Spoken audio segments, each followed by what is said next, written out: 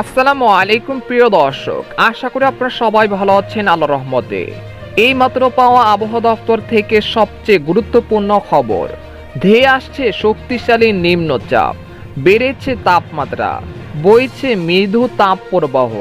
আগামী 24 ঘন্টায় বাংলাদেশ ও পশ্চিমবঙ্গের কিছু কিছু জায়গায় বিক্ষিপ্ত বৃষ্টির সম্ভাবনা, পাশাপাশি কয়েকটি জেলায় ভারী বৃষ্টির সতর্কতা, এমনটা জানাচ্ছেন আবহাওয়া দপ্তর।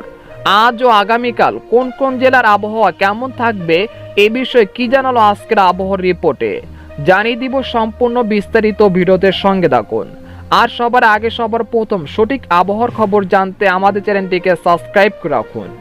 এবার জেনে নিন এক নজরে। পূর্বাভাস অনুযায়ী ঝড় বৃষ্টির প্রবণতা কমে বেড়েছে তাপমাত্রা। এতে দেশের বিভিন্ন অঞ্চলে শুরু হয়েছে মৃদু তাপপ্রবাহ। সকাল থেকে